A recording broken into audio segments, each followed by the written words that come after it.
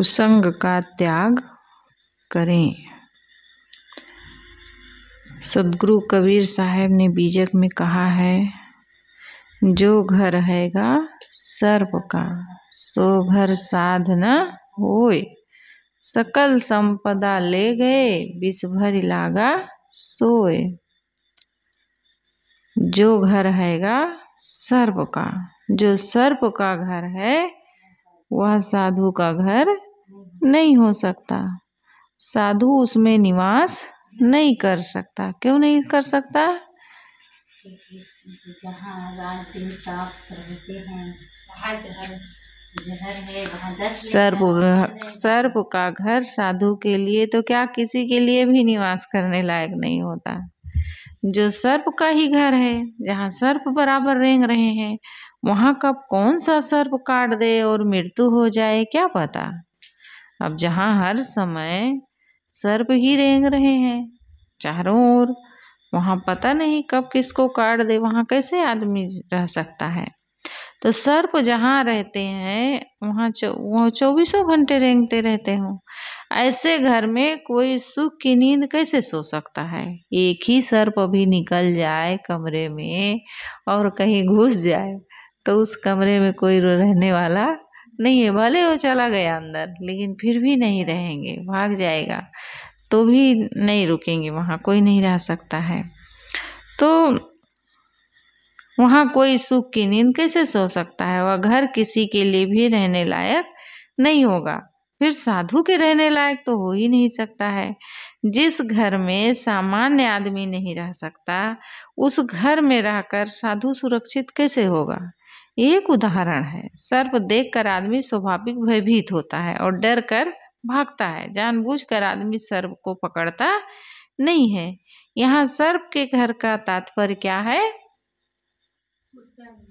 कुसंग। कुसंग का वातावरण साधु के रहने लायक नहीं होता है।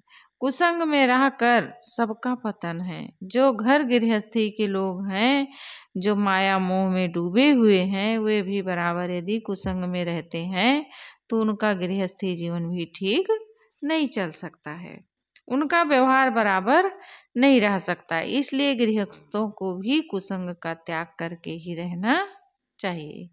जहाँ बराबर चोरी की बात चलती हो, लोग आपस में बैठकर रोज चोरी की चर्चा करते हो, तो रोज चोरी की बातें सुनते सुनते सज्जन व्यक्ति के मन में भी चोरी करने की इच्छा हो जाएगी। चौरत्व का संस्कार मन में जग जाएगा। जुआड़ियों के बीच बराबर कोई रहेगा तो वह भी धीरे धीरे जुआ खेलना सीख जाएगा। जो बराबर शराबियों की संगत करता हो और जहाँ शराब पान की ही चर्चा होती हो, ऐसी जगह में कोई व्यक्ति निवास करने लग जाए तो धीरे धीरे वह भी शराब पीना सीख जाएगा। व्यभिचारियों की संगत में रहकर आदमी व्यभिचारी बन जाएगा। जीवन में संगत का बहुत प्रभाव दूर तक पड़ता है। कुसंग का वातावरण सामान्य गृहस्थों के लिए भी पतनकारी होता है। गृहस्थी जीवन में भी जो सुख पूर्वक जीवन जीना चाहता हो, उत्तम व्यवहार पूर्वक जीवन जीना चाहता हो, उसको कुसंग का त्याग करके ही रहना चाहिए।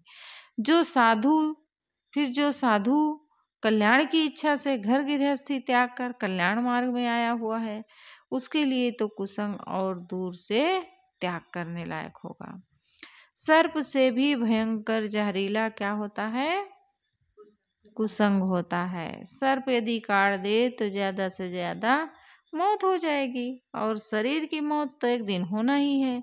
सर्प के काटने से एक शरीर की मौत होती है, लेकिन कुसंग में पड़कर गलत आचरण करने से उसका परिणाम कई जन्मों तक, कितने जन्मों तक भुगतना पड़ेगा कुछ नहीं कहा जा सकता। सर्प से भी अधिक जहरीला और दुखदाई कुसंग है। कुसंग ही सर्प का घर है। कुसंग में पड़कर ही आदमी गलत व्यवहार और गलत आचरण सीखता है। जितने दुर्व्यसन आदमी के जीवन में आते हैं वे कुसंग के कारण ही आते हैं। अच्छी संगत में, अच्छे वातावरण में रहकर कोई गलत काम करना कैसे सीखेगा? दुर्व्यसन सेवन करना कैसे सीखेगा? जितनी भी गंदी आदतें हैं उन सब को कुसंग में पढ़कर ही आदमी सीखता है। साधु के लिए तो कुसंग एकदम दूर से त्याग करने लायक है। जिंदगी भर एक रस साधना में वही चल सकता है जो अपने आप को कुसंग से बचाकर रख सकता है। कुसंग का अर्थ है जहाँ से गलत प्रेरणा मिले। सुनने में गलत चर्चा अच्छी लग सकती है क्योंकि अनादिकाल का उसका अभ्यास है, लेकिन परिणाम में एकदम गड्ढे में डुबा देने वाला होगा। इसलिए सावधान रहने की जरूरत है। कुसंग कहीं भी मिल सकता है। कितने साधु वेशधारी कभी संयम साधना की बात ही नहीं करते हैं। कितने साधु वेशधारी हैं जो कभी संयम और साधना की बात करते ही नहीं। उनके पास बैठो तो ईर्ष्या, द्वेष, पर निंदा, परदोष, दर्शन की बातें सुनने को मिलती हैं। अच्छी चर्चा करना वे जानते ही नहीं हैं। किसी कारण से वे साधु का वेश पहन लिए हैं, लेकिन संयम साधना, विवेक, वैराग से उन्हें कोई मतलब नहीं है। वे कहते हैं संयम साधना केवल कहने भर का है।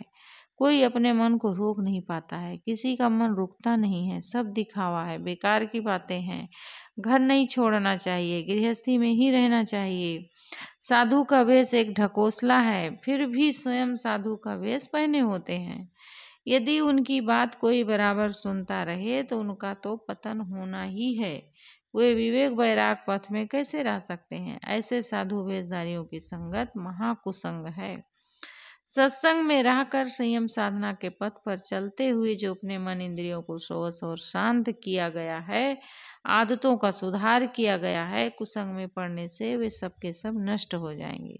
जो नए साधक हैं उनके लिए ही नहीं, जो पुराने साधक हैं उनके लिए भी कुसंग का त्याग जरूरी है। जिन्हें काफी लंबे समय से साधना करते हो गया है, अब वे चाहे जैसे रहें, चाहे जैसे करें, चाहे जहाँ आए, जिनके संग साथ रहें, जिस वातावरण में रहें, अब उनका बिगाड़ नहीं होगा। कुछ लोग होते हैं नए नए आते हैं तो बड़े संयम साधना से रहते हैं, अच्छा खूब पढ़ाई करेंगे, लिखाई करेंगे, सेवा करेंगे, बड़े विनम्र रहेंगे, लेकिन धीरे धीरे क्या होता है उनके मन में कुसंग आ जाता है। यही कुसंग आता है, अब हम तो बड़े हो गए, अब क्या करना है, हम बढ़िया भजन गाने लगे, अच्छा थोड़ा प्रवचन करने लगे, थोड़ा मान सम्मान मिलने लगा, लोग पूजा पाठ करने लगे, 2-4 भगत हो गए, कुछ रुपए पैसे भी दे देते हैं। अब तो फिर क्या पूछना है, फिर वो अहंकार बस, अब हम चाहे जैसे रहें, चाहे जहाँ रहें, हमारा कुछ बिगाड़ नहीं होगा। साहब कह रहे हैं ये धोखे की बात है, ऐसा अहंकार काम नहीं करेगा। कोई किसान खेत में फसल लगाए और खेत के चारों तरफ बाड़ लगा दे और रखवाली करता रहे, रखवाली करते करते 2-3 महीने तक समय निकल गया, अब फसल लगभग पककर तैयार होने वाली है, अब 4-6 दिनों में ही उसे काट लेना है।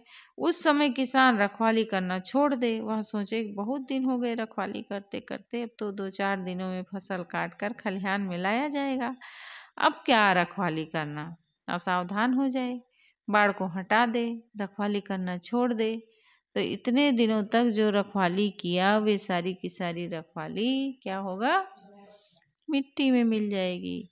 पशु आकर 2-4 दिनों में ही फसल को चर जाएंगे। ऐसे कोई साधक है, वो सोच रहा है अब तो हम बहुत दिन हो गए साधना करते, अब हमारा क्या बिगड़ेगा, अब हमारा मन कभी बिगड़ने वाला नहीं है, अब तो हम कहीं भी रहेंगे वहाँ साधना कर ही लेंगे, ऐसे सोचते हैं। तभी तो साधु समाज छोड़ देते हैं लोग, इसीलिए साधु समाज छोड़ देते हैं कि अब हम बढ़िया रह लेंगे, हमारा कोई कुछ बिगाड़ने वाला नहीं, अब तो हमारा मन परिपक्व हो गया, इतना दिन हो गए साधना करते। ऐसा छोड़ करके साधु समाज का घेरा जो है बाढ़, इसी को बाढ़ कहते हैं, उसको छोड़ देते हैं और जा करके अपना गुरु बनने का चक्कर मन में चलने लगता है। अब रहने लगे, लेकिन क्या होता है धीरे धीरे मन जो है, भले नहीं पूरी तरह फिसलते हैं वो, भले नहीं पूरी तरह पतित होते हैं, लेकिन भीतर भीतर मन से वो बिगड़ी घड़ी बन ही जाते हैं, मन परपंची हो ही जाता है। तो जब तक फसल पककर खलिहान में नहीं पहुंच जाती है, खलिहान में पहुंचने के बाद भी जब तक अन्न घर में नहीं पहुंच जाता है, तब तक रखवाली करने की जरूरत होती है। इसी प्रकार बहुत वर्षों से विवेक वैराग्य साधना के पथ पर कोई चल रहा है, अब सोचे कि जीवन तो थोड़ा रह गया, इतने दिनों में मैंने अपने आप को संभाल लिया है, अब हमारा पतन कैसे हो सकता है। अब तो हमने अपने मन पर विजय प्राप्त कर ली है, इंद्रियां सोस हो गई हैं, ज्ञान की बातें जो जाननी चाहिए वो जान लिए हैं, मन में वैराग्य भी आ गया है, कुसंग से बचने की हम युक्ति भी जान लिए हैं। अब चाहे जैसे रहें, चाहे जहाँ आए जाएं, खाएं पिएं, जिनके भी संग साथ रहें, अब हमारा पतन नहीं हो सकता है। ऐसा सोचकर सावधानी छोड़ देते हैं, कुसंगियों के साथ रहने लगते हैं, बराबर कुसंग में प्रेम करने लगा तो जिंदगी भर जो संयम साधना किया वो कब बहकर समाप्त हो जाएगा और पतन हो जाएगा, कुछ कहा नहीं जा सकता है।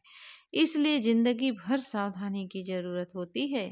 कुसंग सदैव पतन कारक होता है। सद्गुरु सावधान कहते हैं कि जैसे सर्प के घर में रहकर किसी की कुशलता नहीं है, किसी का कल्याण नहीं है, ऐसे ही कुसंग में रहकर किसी का कल्याण नहीं है। जैसे मिट्टी, तेल या पेट्रोल है, पेट्रोल डिब्बे में भरकर रखा हो और कहीं माचिस जलाओ, तुरंत वह आग पकड़ता है और आग लग जाती है। मिट्टी, तेल और पेट्रोल को कोल्ड स्टोर में रख दें और 200 वर्ष तक उसमें रखे रहें, कोल्ड स्टोर में रखने पर चीज़ें ठंडी हो जाती हैं। अब सोचें कि मिट्टी, तेल और पेट्रोल भी ठंडा हो गया है। कोल्ड स्टोर जानती हो? तो चाहे 200 वर्ष तक कोल्ड स्टोर में रखा गया है, इसलिए उनमें आग नहीं लगेगी, तो ऐसा सोचना बेवकूफ़ी है। मिट्टी, तेल और पेट्रोल को 200 वर्ष नहीं, हजारों वर्ष तक कोल्ड स्टोर में रखे रहो और हजारों वर्ष बाद वहां से निकाल कर माचिस जलाओ, तुरंत आग जलेगी। ऐसे ही बहुत दिनों से साधना करते संत समाज में रहते हुए आ रहे हैं, ज्ञान विवेक वैराग की बातें सुनते हुए आ रहे हैं, जीवन में आचरण भी करते आ रहे हैं। अब मन की वासना पूरी तरह से शांत हो गई है, अब वह वासना भड़केगी नहीं। हम चाहे जैसे रहें, चाहे जैसा व्यवहार करें, ऐसा सोचना बेवकूफ़ी है। हजारों वर्ष का पाला हुआ संयम कुसंग में रहकर नष्ट हो जाता है। सबसे बड़ा कुसंग क्या है? शील प्रिया, सबसे बड़ा कुसंग क्या है? कल्याणी साहब, सबसे बड़ा कुसंग क्या है? शरीर। ममता, सबसे बड़ा कुसंग क्या है? पता नहीं है तो कुसंग पे तो प्रवचन करती हूँ, आधा आधा घंटा, पौना पौना घंटा सुनी हूँ, उसमें नहीं आया है कहीं कुसंग?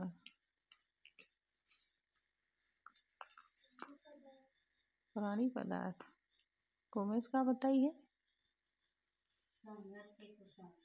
संगत के कुसंग, शरीर कुसंग है। सबसे बड़ा कुसंग हमारा मन है, जिसको हम साथ में लेकर के चल रहे हैं। शरीर से गलत नहीं करते, मन से ज़्यादा गलत हो जाते हैं, क्योंकि मन में अनादिकाल के संस्कार भरे हुए हैं। हम मन से, सदगुरु कबीर साहब, सदगुरु विशाल साहब ने क्या कहा? बहेर कुसंग पदार्थ संगति, जड़ चेतन मिल दुर्मति दाह। बाहर के कुसंग क्या है? प्राणी पदार्थ हैं, जो जड़ और चेतन मिल करके हमारे भीतर मतलब आग लगाते रहते हैं।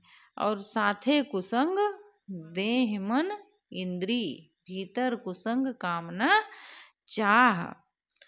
तो सबसे बड़ा कुसंग हमारा अपना मन है, पेट है, इंद्रियां हैं, इनसे सावधान नहीं रहते हैं, तब बाहर का कुसंग उसमें और सहयोगी बन जाता है। बाहर का कुसंग है पदार्थ और संगति, बहिर कुसंग पदार्थ संगति। पदार्थ निर्जीव हैं, संगति मनुष्यों की संगत है। जिन जिन पदार्थों को देखने से मन चंचल हो, जिन जिन पदार्थों का उपयोग करने से मन चंचल हो, इंद्रियों में उत्तेजना आए, ऐसे पदार्थों का कोई बराबर उपयोग करता रहे, ऐसे दृश्यों को बराबर देखता रहे, तो वह साधना पूर्वक कैसे रह सकता है? पदार्थों के संग से भी वासनाएं उभरती हैं। बाहर कुसंग है पदार्थ और मनुष्य। पदार्थ निर्जीव हैं, अपनी ओर से वे हमें प्रेरित नहीं कर सकते, अपनी ओर से कूद कर हमारे पास आ नहीं सकते, हम उन्हें स्वयं पकड़ते हैं, लेकिन अनादि का अभ्यास होने से, उनको देखने से, खाने से, उपयोग करने से वासनाएं उभरती हैं। मन इंद्रियां चंचल होते हैं, इसलिए पदार्थ कुसंग का काम करते हैं। मनुष्य सचेतन है, समझा बुझा कर, रोकर, डांट कर, प्रलोभन दिखाकर कुसंग में पतित करने वाले होते हैं, कुसंग का पाठ पढ़ाने वाले होते हैं। कितने ऐसे लोग मिलते हैं जो बिल्कुल हितैषी बनकर साथ चलते हैं और बड़ी मीठी मीठी बातें करते हैं, और मीठी मीठी बातें करते करते कब कुसंग की बात हमारे मन में डाल देते हैं पता नहीं चलता। ये बाहर के कुसंग है, पदार्थ बाहर है और मनुष्यों की संगत भी बाहर है। बाहर कुसंग पदार्थ संगत, जड़ चेतन मिल दुर्मता। जड़ और चेतन पदार्थ, जड़ और संगति मनुष्यों की तो ये चेतन है, मनुष्यों की तो यह चेतन है। जो मनुष्य हमें दुर्बुद्धि का पाठ पढ़ाते हैं उनसे सावधान रहना है, जिनसे इंद्रियां चंचल हों, वासनाएं भड़कें।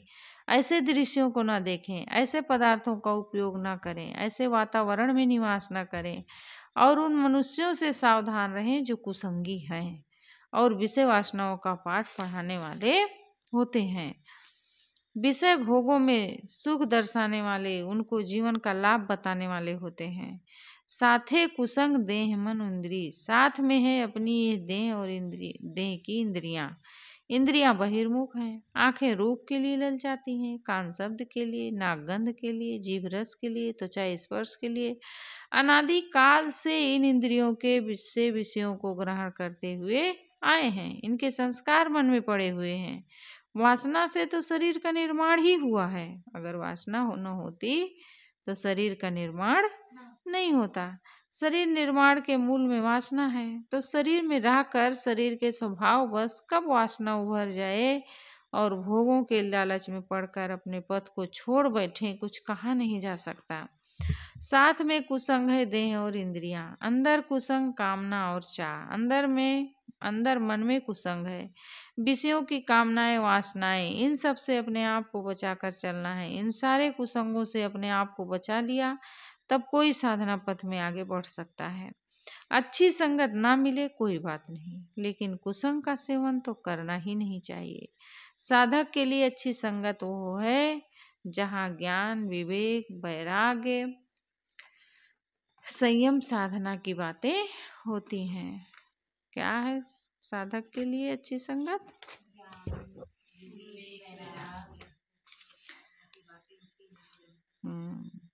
जहाँ विवेक, वैराग, संयम, साधना की बातें होती हैं वही कल्याणदायी है। लेकिन यदि ऐसी संगत नहीं मिल पाती तो कुसंग में तो रहना ही नहीं चाहिए। भले अकेले ही रहें, कठिनाई पूर्वक जीवन निर्वाह करना पड़े, लेकिन कुसंग का त्याग तो दूर से ही करना चाहिए। भूख लगी हुई है, खाने को भोजन नहीं मिल रहा, तो ऐसा नहीं होगा कि हम बालू फाँक लें। अमृत नहीं मिल रहा जहर ही खा लें, ऐसा कोई सोचता नहीं है।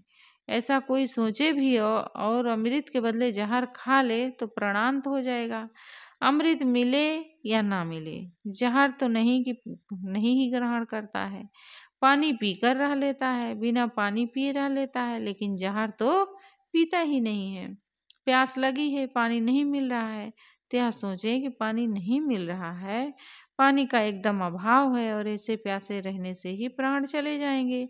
इसलिए मिट्टी तेल भी पानी की तरह है, दोनों में कोई विशेष अंतर नहीं है।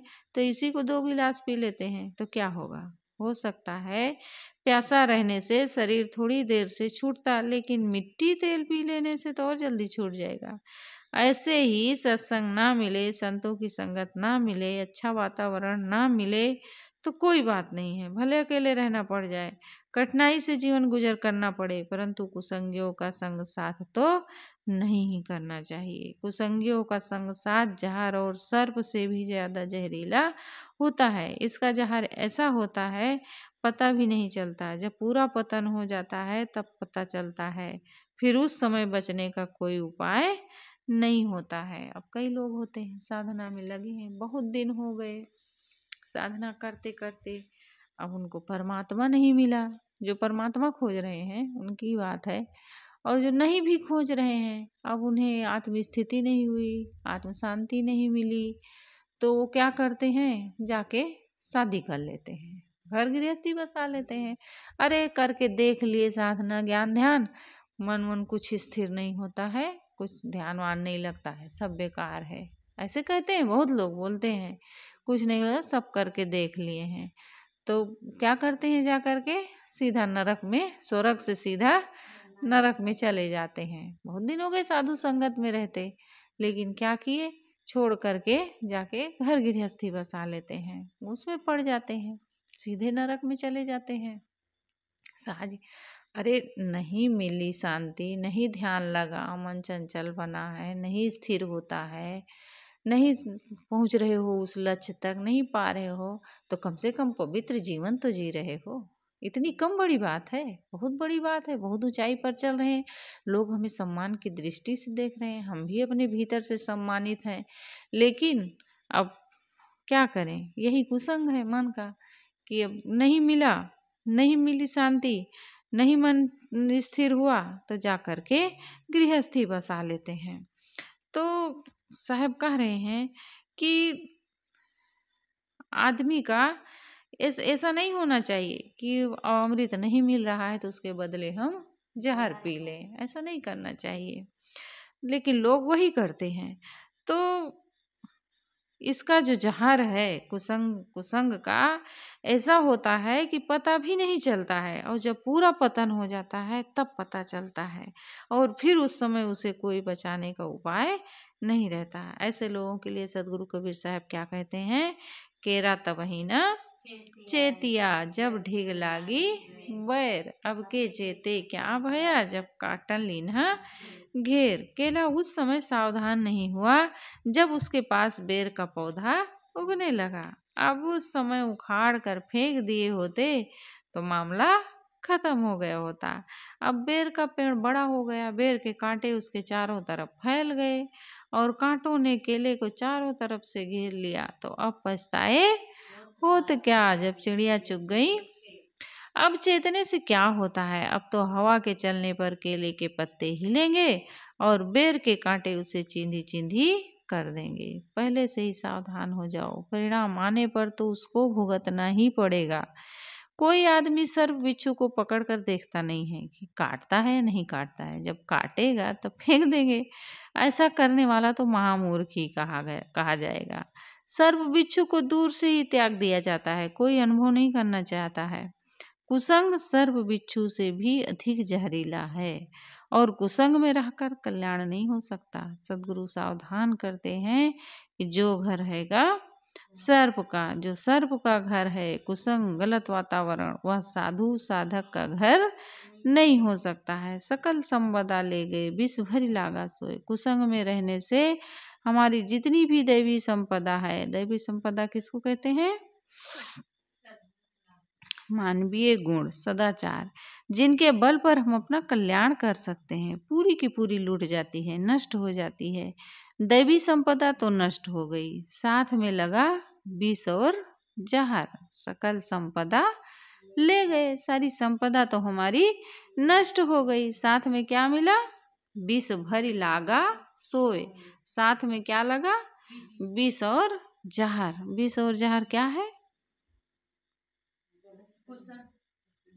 कुसंग। कुसंग बस रट रहे हो, एक बार सुन लिए कुसंग, बस शुरू कर दिए।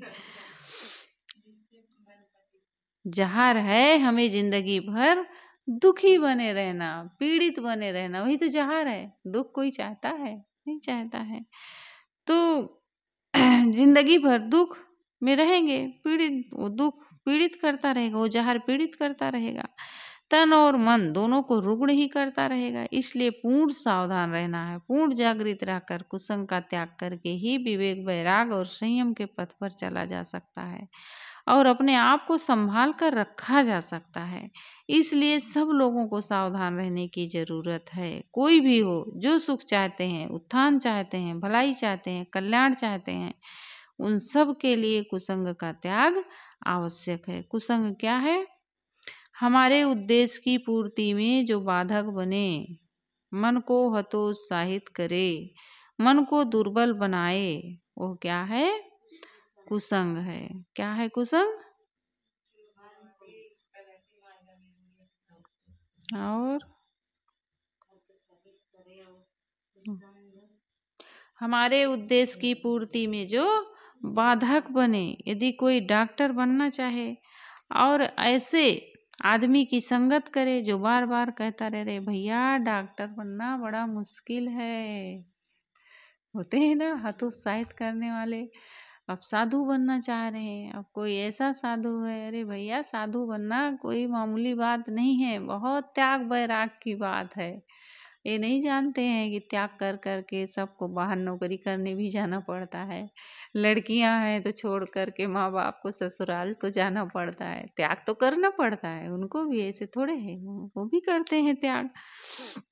तो ऐसे लोग होते हैं जो हतोत्साहित करते रहते हैं, अरे भैया साधना भजन ये सब के बस की बात नहीं है, ऐसे कहते हैं लोग। अब ऐसे लोगों को जो सुनेगा कहाँ कर सकता है साधना भजन। तो हतोत्साहित करने वाले क्या कहते हैं, बार बार ही कहते हैं भैया डॉक्टर बनना तो बहुत मुश्किल काम है, बड़ी मेहनत करनी पड़ती है, बहुत झंझट सहनी पड़ती है, न खाने की फुर्सत न सोने की फुर्सत, दिन रात मरीजों के पीछे दौड़ते रहो, परिवार वालों के लिए समय नहीं निकलता, मित्रों के लिए समय नहीं निकलता, कहीं आने जाने का समय नहीं मिलता, रात दिन मरीजों को सहते रहो। और इतनी दवाइयाँ निकल रही हैं आजकल कि उनको याद रखना मुश्किल, एक से एक बीमारियां फैल रही हैं और उन सब बीमारियों के लिए अलग अलग दवाइयां हैं। कितनी दवाइयों को याद रखोगे, और एक दो मरीज का गलत इलाज हो गया तो उसके परिजन बहुत बदनाम करेंगे। ऐसी बातें जो बराबर सुनेगा वो डॉक्टर क्या बनेगा। ऐसी चर्चा जहाँ डॉक्टरी का विरोध में होती है वो डॉक्टर के लिए कुसंग है। वकालत के विरोध में जहाँ चर्चा होती हो वकील के लिए कुसंग है। ऐसे ही संयम साधना ज्ञान विवेक विचार की विरोधी चर्चा जहाँ भी होती हो और कोई भी करता हो तो वो कुसंग है, और उनके संग साथ का त्याग करके रहने में ही अपनी कुशलता है। फिर सबसे बड़ा कुसंग तो देह साथ में लगी हुई है, इंद्रियां साथ में लगी हुई हैं, अंदर की वासनाएं साथ में लगी हुई हैं। जो बाहर के कुसंग से सावधान रहता है, अच्छे वातावरण में रहता है और देह मन और इंद्रियों की कुचालों से, अंदर की वासनाओं और चाहनाओं से भी सावधान रहते हुए सुचिंतन विचार मनन जितना अधिक करता रहेगा वही अपने आप को सब तरफ से बचाकर अपने कल्याण पथ में चल सकता है और मन इंद्रियों को सोवस करके कल्याण का काम कर सकता है। तो सदगुरु कबीर साहब इस साखी में क्या बता रहे हैं, हमें कैसे सावधान कर रहे हैं। कुसंग को सर्प के समान जहरीला समझो। जैसे सर्प को कोई जहरीला समझ करके नहीं छूता है, वहाँ रुकता नहीं है डर के मारे, ऐसे ही कुसंग को सर्प के समान जहरीला और दुखदाई समझ करके उसको त्याग कर दो। फिर क्या करो त्याग करके,